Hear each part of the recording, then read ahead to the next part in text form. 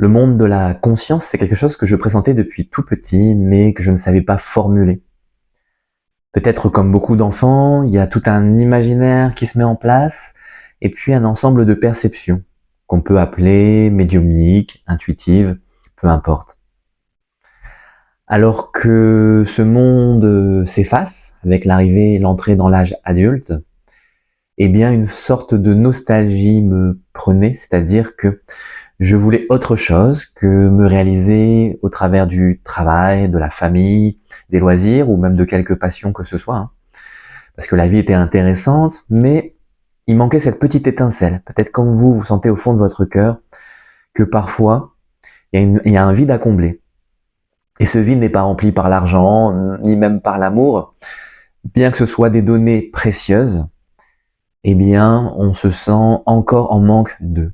Et en fait, c'est en manque de conscience, d'aller à la rencontre de ce monde de conscience où les choses vont devenir plus floues.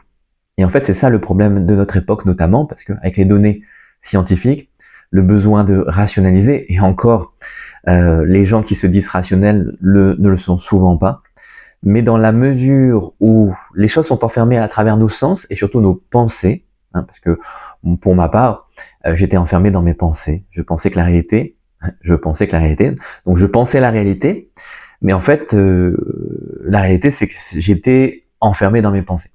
Et comme beaucoup de monde d'ailleurs, hein, et c'est un petit peu en référence au film Matrix que je dis ça, parce que nous sommes dans nos données personnelles et à aucun moment on ne se dit que peut-être notre perspective n'est pas la seule. Potentiellement, il y a d'autres façons, manières de vivre les choses. Alors c'est déjà valable parce que chacun a des sens qui vont capter différemment, même si on voit, on entend, on ressent. Eh bien, la couleur de l'un, le son de l'autre, et puis le toucher ne seront pas pareils d'une personne à l'autre. Puis, on va aussi le traduire avec nos filtres, ce qui fait que notre expérience est déjà une forme de filtre. Et ce filtre est personnel, l'expérience est individuelle. Du coup, il y a de multiples façons d'expérimenter la réalité, donc ça veut dire qu'il y a déjà un nombre incalculable de réalités. Alors ça, on peut déjà le penser. Le problème, c'est quand on ressent qu'il y a un monde autre que celui de notre réalité qu'on appelle phénoménale, hein, c'est celle où toutes les choses sont en dehors de soi, et donc c'est un monde d'objets, on dit un monde objectif, pas objectif dans le sens de neutre, hein, objectif dans le sens de monde avec des objets. Je vois une chaise, une table, un nuage, et donc ce sont des objets qui sont séparés de moi-même. Le monde de la conscience, c'est quelque chose où on va ressentir que il n'y a plus de séparation, où en fait on n'y pense même pas. C'est quelque chose qu'on peut retrouver lorsqu'on fait une activité qui demande une certaine intensité, par exemple une marche un peu longue, un effort sportif. Alors peut-être aussi parfois dans certaines mesures un effort intellectuel, mais je dirais en tout cas à partir du moment où le corps s'épuise, le mental va aussi se fatiguer, et quand il n'arrive plus à contrôler les choses, les structures qu'on a mises en place pour se protéger, parce qu'en fait c'est un cadre protecteur, normatif mais aussi protecteur, pour pouvoir évoluer dans le monde d'un point de vue pratique, sécuritaire. Depuis qu'on est enfant, on apprend un petit peu à distinguer les angles, hein, parce que si on se cogne au mur, aux arêtes, on va se blesser. On apprend à détecter un trou, on apprend à regarder les choses avec discernement, et ça c'est important. Mais le problème, c'est qu'on a tendance, en tout cas dans les sociétés occidentales, après je connais pas toutes les cultures, à projeter cette peur ou ce besoin de se protéger du danger dans tout. Ce qui fait qu'on va se limiter aussi dans les relations affectives, dans notre mode de pensée, et on va ressentir le besoin de se conforter, donc d'avoir un confort. Mais le problème, c'est que ce confort devient aussi un enfer, une forme de prison qui nous empêche de vivre, de nous libérer et de ressortir en fait de toute cette expérience grandie. C'est un petit peu ça en fait que je pressentais, comme je vous le disais au tout début de cette vidéo.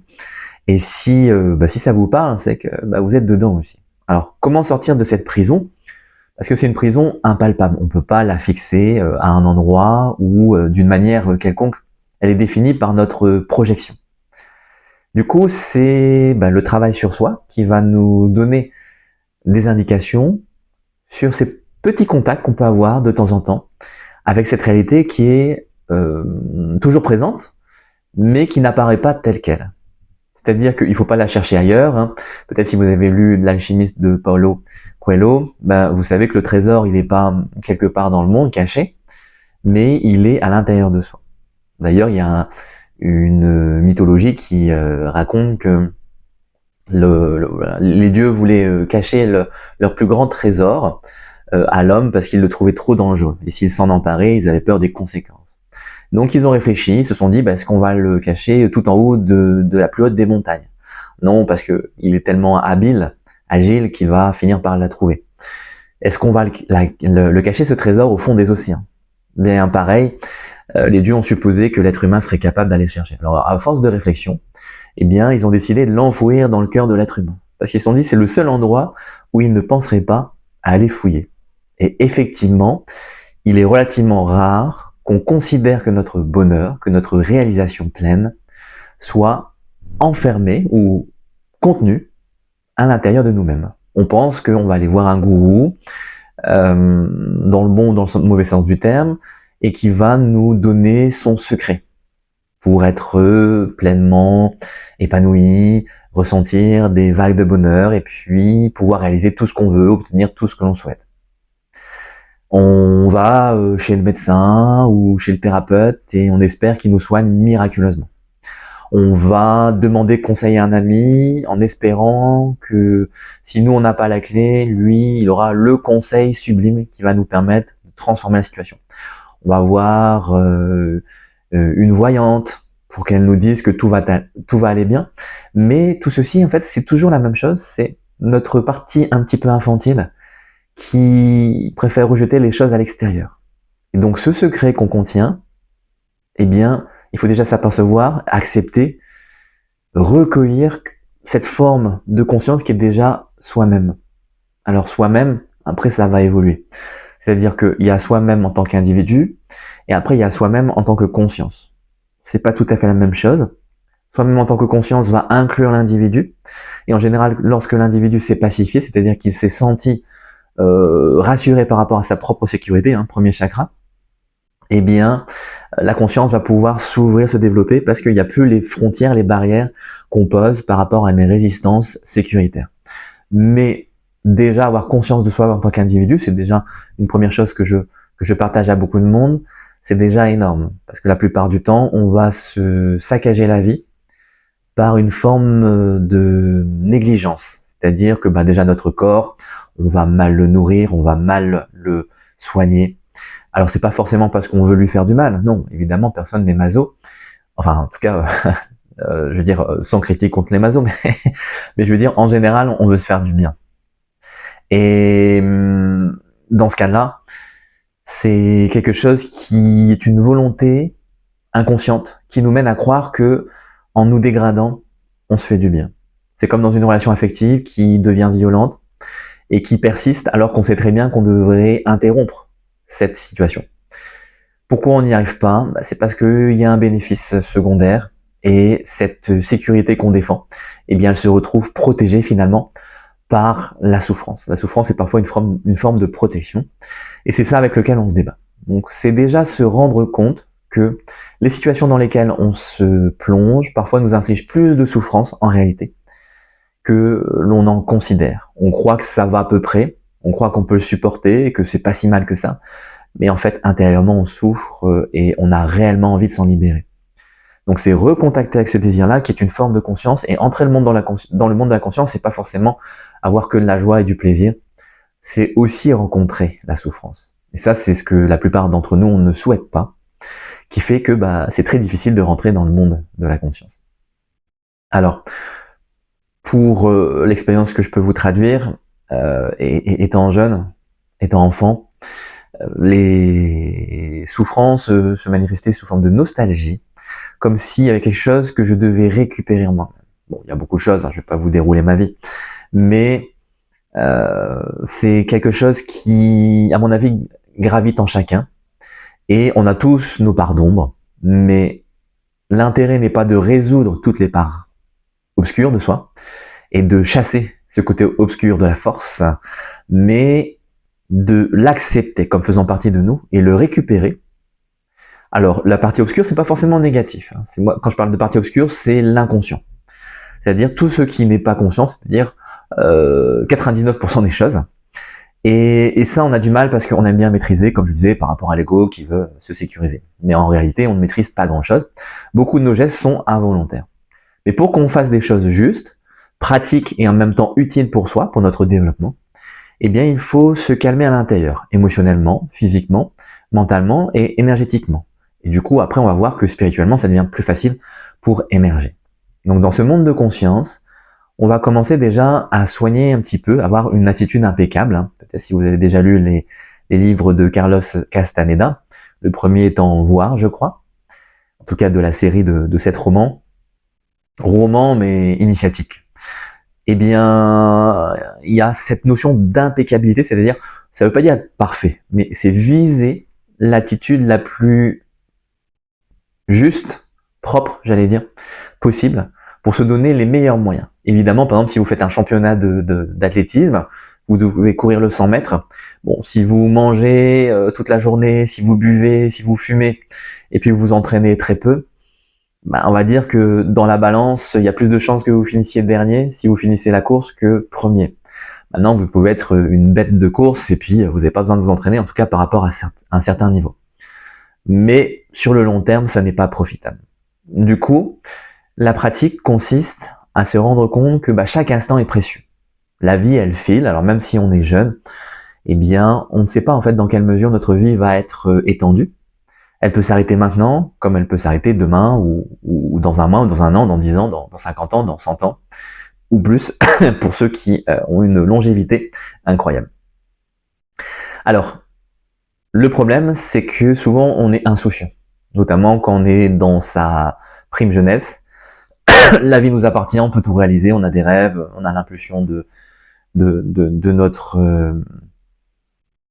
vitalité toute fraîche, et du coup on s'inquiète pas, on s'enquiert pas de ce qu'on est en train de devenir, et c'est seulement des années plus tard, vers 30 ans, 40 ans, 50 ans, qu'on se réveille, parfois à jamais, et souvent on se dit mince, j'ai perdu quand même tant d'années à faire un petit peu des bêtises. C'est pas des bêtises, ce sont des expériences, mais quand même. Alors si, en tout cas, dès aujourd'hui, je commence à me réveiller, à ouvrir les yeux, et à me rendre compte qu'il est temps de m'occuper de ce qu'il est essentiel pour moi de réaliser dans cette vie, alors peut-être qu'il n'est pas trop tard. Et cette réalisation, c'est rentrer dans le monde de la conscience, déjà par le corps. Le corps, c'est vraiment primordial. On le voit dans le zen, dans le bouddhisme également. Un petit peu moins dans la religion chrétienne. Le corps, il est plutôt laissé de côté, hein. C'est pas une critique par rapport à l'ensemble, mais je trouve que ce point-là, il est quand même parfois un peu négligé dans certaines approches. Or, si on délaisse le corps, qui est quand même notre temple sacré, hein, et si on est en souffrance tout le temps, qu'on a mal partout, que les émotions ne sont pas assouplies, et qu'elles se traduisent physiquement par des tensions, par des résistances incroyables, il va être vraiment difficile de s'éveiller, de s'ouvrir à ce monde de conscience.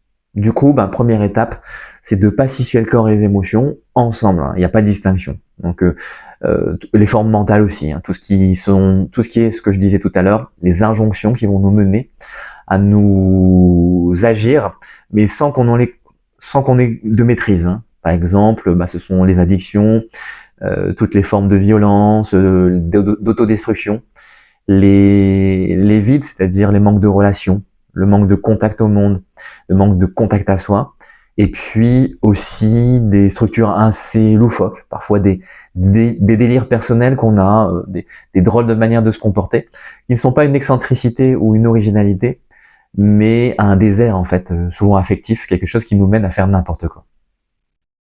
Alors dans cette mesure-là, bien, on peut essayer de régler ces problèmes chez le psy, ça c'est possible, mais on peut aussi regarder comment le corps se manifeste.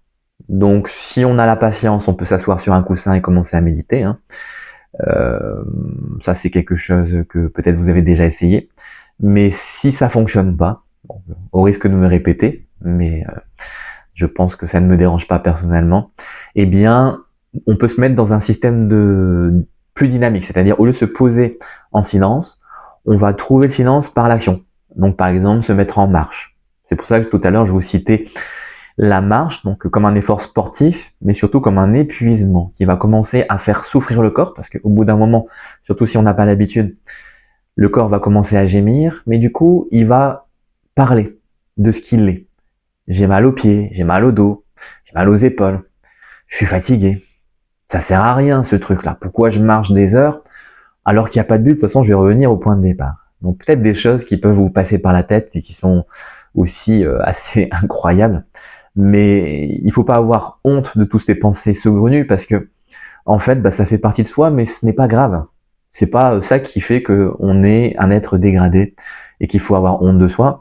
C'est pas parce qu'on a des pensées bizarres, violentes, de colère, sexuelles, des envies de manger incroyables, des pensées dans des mondes imaginaires, qu'on est quelqu'un qui n'est pas équilibré. Notre équilibre, il est justement l'expression de tous ces torsions intérieures qui sont peut-être parfois des formes perverties d'une certaine sagesse en fait, mais qui s'est trompé de chemin. Et du coup, il faut écouter aussi ces parties un petit peu étranges, parce que si le corps commence à nous dire, ben voilà, j'ai mal en bas, j'ai mal à droite, j'ai mal à gauche, c'est pas pour rien. Et si les émotions remontent, on commence à avoir des moments de nostalgie, de tristesse, de joie, eh bien c'est bon signe. Simplement, c'est que il faut pas forcément tout faire exploser d'un coup, parce que si toutes nos structures pètent, eh bien on va se retrouver peut-être à l'asile. Alors je n'ai pas testé encore, mais je préfère vous laisser la main sur ça. Donc si vous n'avez pas non plus envie d'aller faire un tour dans ces établissements qui m'ont l'air relativement peu sympathiques, hein, n'en déplaise au personnel, mais on n'a pas trop envie de s'y retrouver, eh bien il faut trouver le moyen aussi de se calmer. Parce que quand ça va s'exprimer, ça peut sortir d'un coup, ça peut prendre des mois, des années, et ça peut être très fort, ça peut être une vague qui sort, qui jaillit, et puis on va un petit peu vomir tout ça. Toutes ces émotions refoulées, toutes ces traumatismes qui viennent de l'enfance, des mauvaises rencontres, des expériences qui nous sont restées un petit peu imprimées dans le crâne, dans nos cellules, et le corps va peut-être commencer à se débattre avec tout ça. Donc, il y a plein d'approches. Vous pouvez travailler en massage. Si vous aimez pas vous faire toucher, eh bien, vous pouvez faire du qigong, du yoga. Il y a aussi toute la possibilité comment dire, d'aller à la rencontre de personnes qui ont traversé aussi ces épopées, parce que c'est quand même parfois terriblement compliqué à travers les lectures, les conférences, mais vous avez peut-être des amis qui peuvent vous expliquer un petit peu ce que eux ont traversé.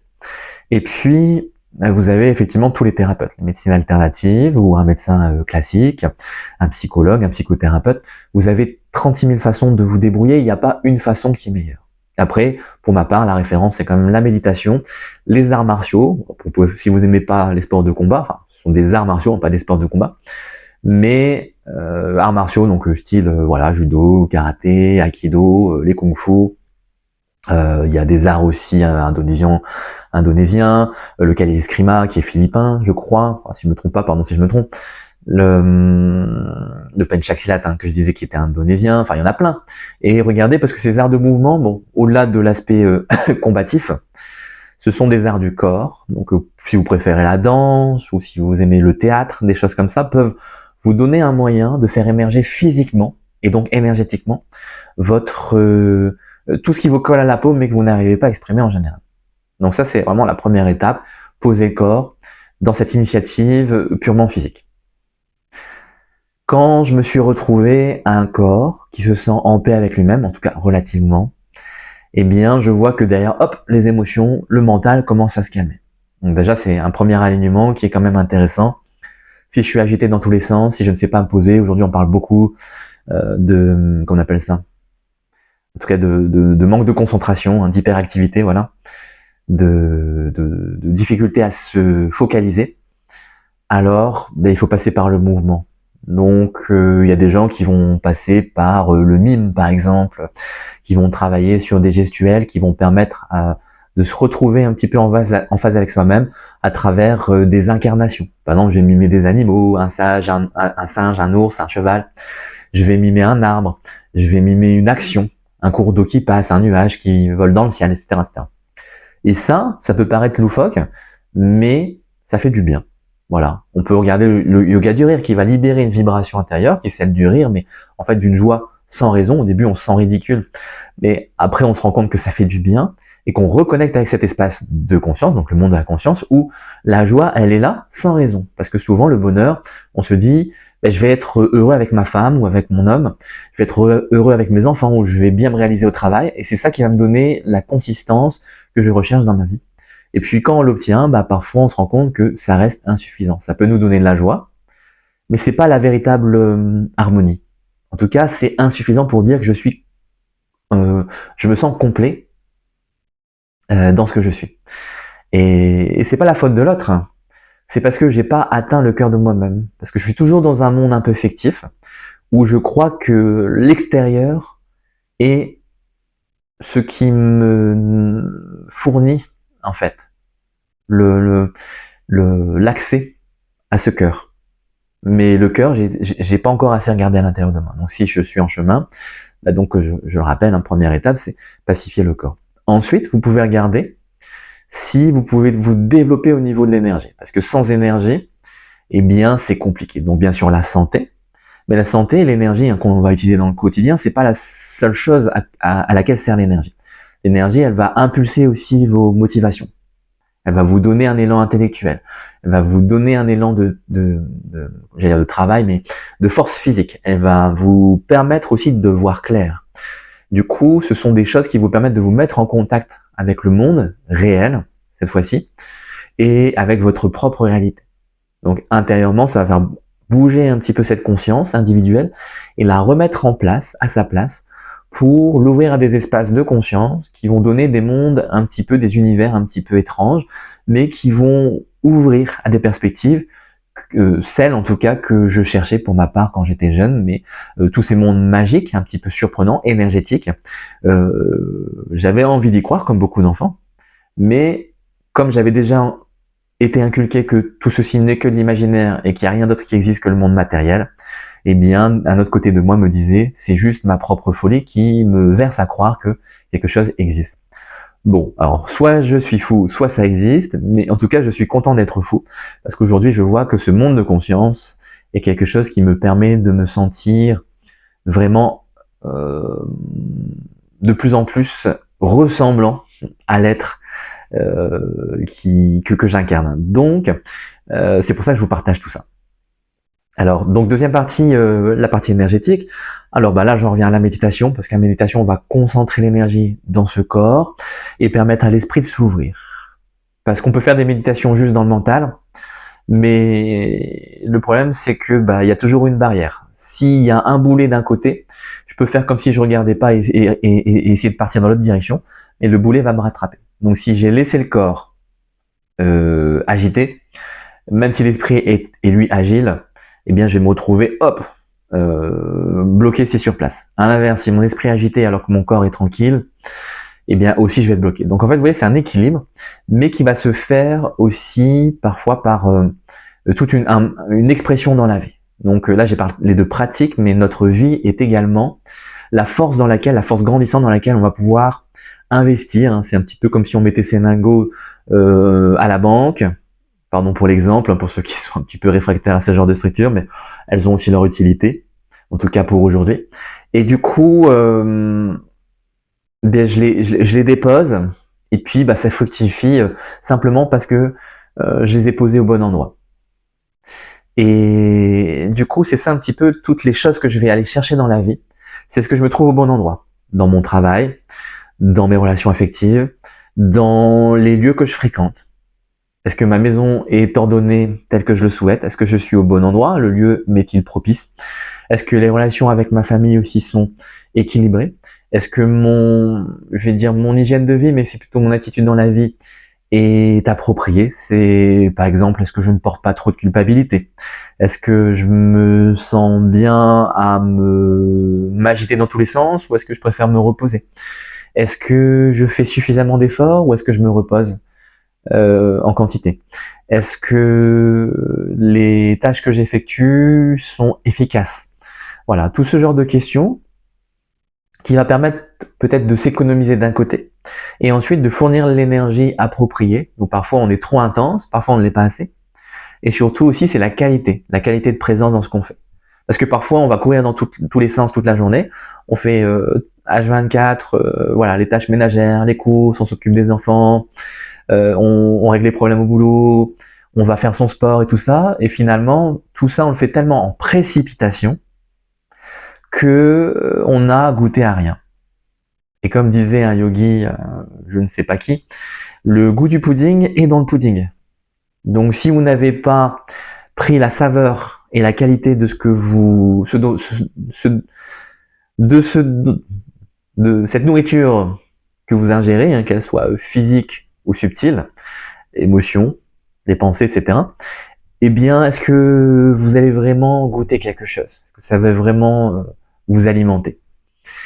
Je pense que non, ou en tout cas de manière non optimale. Alors, c'est se rappeler au quotidien ces petits moments de présence.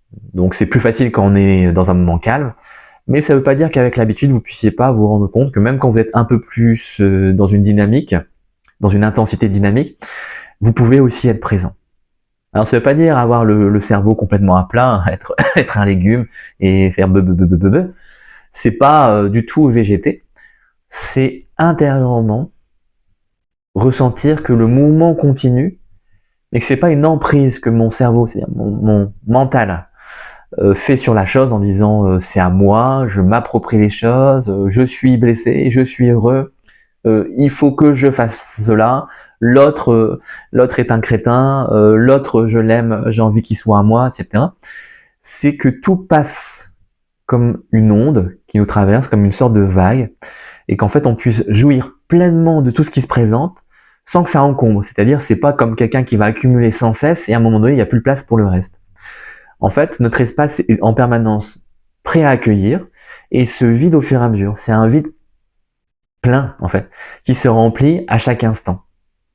Et c'est ça en fait ce monde de la conscience qu'on peut toucher et qui va remplir l'énergie. Donc comment je me nourris au réel? Donc à travers mes pratiques énergétiques, hein, je rappelle le qigong, le yoga, la méditation, etc.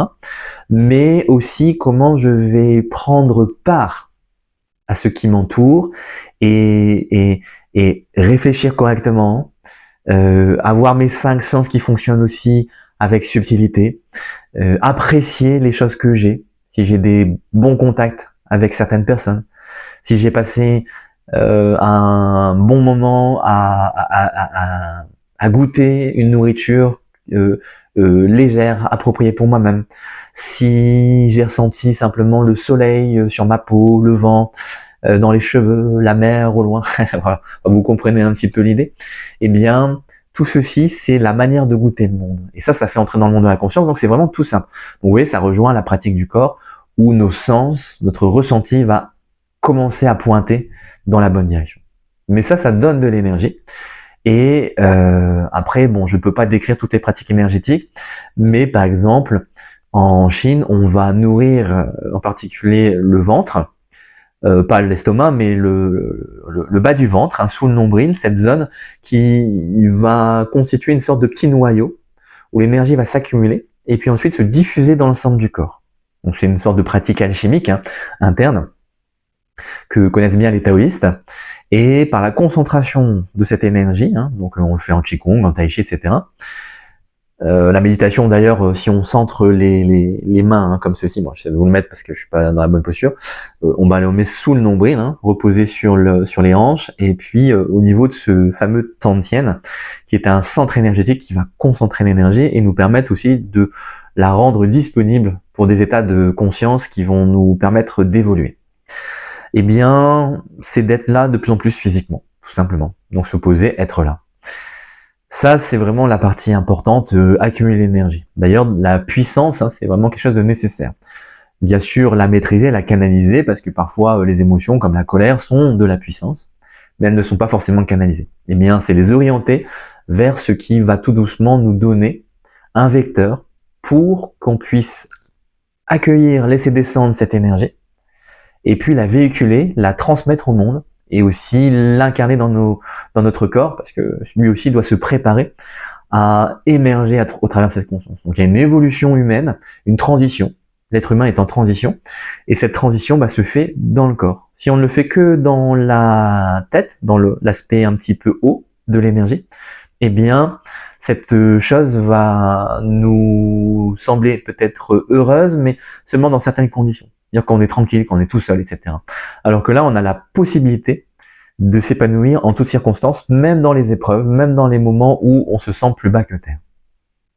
Alors ça, c'était le deuxième point. Le troisième point, c'est un peu l'exploration de cette conscience. Donc, il faut être un peu fou, à mon avis, pour vouloir rentrer dans ce monde de conscience. Et en même temps, c'est une bonne folie. Parce que d'un côté, il y a effectivement les dangers de se perdre, parce que les structures mentales vont parfois exploser. Et si effectivement on n'est pas solide, si on n'a pas été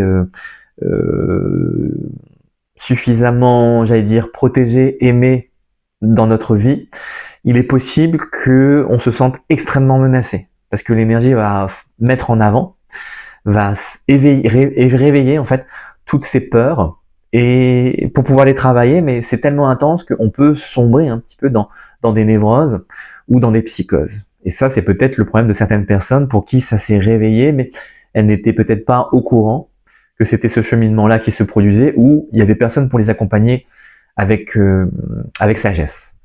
Dans ce cadre-là, eh bien, il faut accepter aussi quand même que cette part de folie nous mène on ne sait où, et c'est affronter l'inconnu qui est parfois difficile. Parce qu'on peut essayer de se référer à des expériences d'autres personnes qui ont peut-être vécu des choses similaires, donc des moments, des espaces où la conscience, par exemple, va tellement grandir qu'on sent son environnement de manière extrêmement forte. Ce que les gens appellent une hypersensibilité ou une très forte empathie, mais c'est une expression de la conscience qui fait que on peut se trouver ici et ailleurs. On peut ressentir des personnes à des kilomètres en même temps qu'on ressent nos propres émotions, et ça peut faire un mélange. On peut baigner dans la foule et avoir plein d'énergie qui nous traverse. On peut aussi avoir des états un peu étranges où on va se sentir déprimé, et puis en même temps on sent que c'est pas vraiment notre propre déprime. On va connecter avec des formes qui vont peut-être nous passer dans la tête ou devant les yeux. On va ressentir des émotions qui sont indescriptibles, qu'on ne connaît pas sur Terre. On va peut-être aussi communiquer ou entendre des voix, des choses comme ça. Donc tous ces canaux qui vont s'ouvrir, qui sont en fait des participations de cette conscience à un univers qui s'agrandit. Et ça, c'est la folie que certains peuvent considérer comme perdre la tête, et puis d'autres qui vont considérer que c'est tout à fait normal, c'est-à-dire que votre conscience simplement devient libre de ce carcan qui était ce mental, ces structures de fonctionnement classiques, normatives, qui restreignaient la perception du monde. Donc cette réalité s'ouvrant, eh bien le monde devient plus vaste, mais aussi il y a des formes bénéfiques, et puis il y a certains écueils aussi qui peuvent se présenter. Dans cette mesure-là, eh bien je vous invite à vous rapprocher peut-être de personnes qui ont un peu plus de maturité que vous-même dans ces domaines, parce que là, voilà, je peux pas en vidéo vous donner des conseils lambda. Il n'y a pas vraiment de choses globales, c'est vraiment à l'expérience. Là, c'est pas des conseils théoriques qu'il vous faut, ce sont des conseils pratiques, c'est-à-dire adaptés à vous sur le moment. Parce que ce qui est valable pour l'un, même si ça ressemble à notre expérience, peut-être c'est pas du tout adapté à nous-mêmes. Et donc, il faut soit travailler soi-même et essayer de, en galérant mais en avançant, faire ses efforts, même si c'est pénible, ou essayer d'être un petit peu soutenu. Et ça, je vais dire, c'est un peu la chance, la grâce qui nous tombe dessus quand on rencontre une personne dans notre vie, même ponctuellement, qui va pouvoir nous guider. D'ailleurs, si vous avez lu le livre de Gopi Krishna, je sais plus comment ça s'appelle, mais c'était un fonctionnaire indien qui, avait ses pratiques de yoga, de méditation, et puis un jour chez lui, il y a une montée de Kundalini, hein, cette fameuse énergie qui est levée au bas de la colonne, et qui monte en feu, voilà, qui s'intensifie, qui monte jusqu'au 7e chakra, et qui commence à le brûler, le cramer intérieurement, et ça lui donne des états de souffrance physique, mais aussi surtout des états d'âme qui vont vraiment le perturber, le rendre incapable de travailler. Bon, j'ai connu aussi de se concentrer, de faire quoi que ce soit. Dès qu'il commençait à faire une tâche physique et surtout intellectuelle, l'énergie commençait à le brûler dans tous les sens et il était obligé de se coucher, de s'allonger pour se reposer. Donc vous imaginez, c'est pas très pratique. Eh bien, il a cherché auprès de maîtres dans toute l'Inde et il trouvait pas de personne qui pouvait l'aider. Et finalement, je crois qu'il a trouvé tout seul. En fait, simplement l'énergie est passée dans un canal, donc il y a 3 canaux autour de la colonne. Il y en a 2 de chaque côté qui s'enroulent. Il y a ce qu'on appelle des nadis. Donc il y a Ida et Pingala, le soleil et la lune. Et puis il y a le canal central qu'on appelle Sushumna, qui est là où normalement le feu de Kundalini doit monter et réunir les aspects féminins et sacrés au centre. Et lui, en fait, je sais plus de quel côté, je suppose qu'il s'est brûlé, c'était du côté du canal, qui correspond au feu et au soleil, donc l'aspect masculin et qui enflammait le corps et qui lui donnait des états de souffrance vraiment très perturbateurs. Eh bien, voilà, donc il y a soit le chemin, pas de chance, on est tout seul et puis on doit faire avec ce qu'on a, soit on a la chance de pouvoir rencontrer quand même quelques personnes qui peuvent nous aider, même si c'est un petit peu. Et ça, c'est ce que je vous souhaite parce que c'est quand même plus facile. Et puis dans la mesure où aussi votre cheminement est très progressif, eh bien, et ça aide en fait, comme je vous l'ai dit, de passer par le corps. Alors ce que j'ai décrit n'est pas exhaustif, mais c'est une manière de voir et je pense que c'est quand même assez juste pour pouvoir progresser en toute confiance, parce que sinon, comme là je le citais, on peut avoir quelques déboires. Voilà, je m'arrête ici. Je vous laisse, si vous avez des commentaires ou des questions, vous pouvez me les poser. Et puis, je vous souhaite un bon cheminement. Peut-être que certains éléments auront résonné avec votre propre expérience. Et c'est tout ce que j'ai envie de partager pour peut-être apporter une petite pierre à l'édifice, comme pour ma part, plein de personnes et plein d'expériences m'ont apporté. Passez une belle journée ou une belle soirée. À très bientôt.